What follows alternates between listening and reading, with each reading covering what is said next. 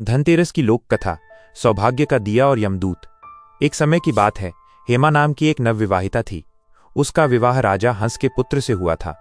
ज्योतिषियों ने भविष्यवाणी की थी कि विवाह के ठीक 4 दिन बाद राजकुमार की सर्पदंश से अकाल मृत्यु हो जाएगी।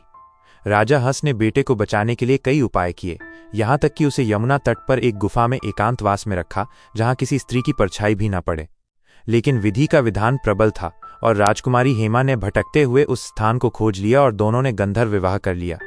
विवाह के ठीक चौथे दिन, जब राज्य में खुशियों का माहौल था, रात के अंधेरे में यमदूत राजकुमार के प्राण हरने आ पहुंचे।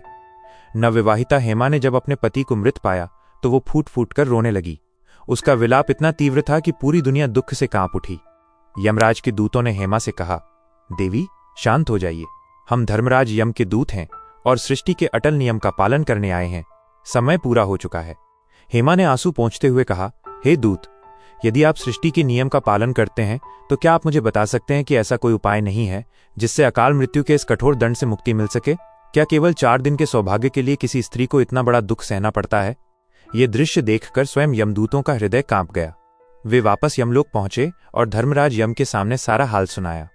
यमदूतों ने यमराज से प्रश्न किया, हे नाथ, क्या अकाल मृत्यु को टालने का कोई विधान नहीं है? उस नवविवाहिता का विलाप सुनकर हमारा हृदय भी विचलित हो उठा।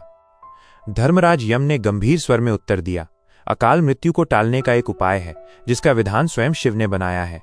जो मनुष्य धनतेरस की रात को मेरे यम नाम का एक दीपक दक्षिण दिशा की ओर मुख करके जलाता है, उसके परिवार से अकाल मृत्यु का भय हमेशा के लिए टल जाता है।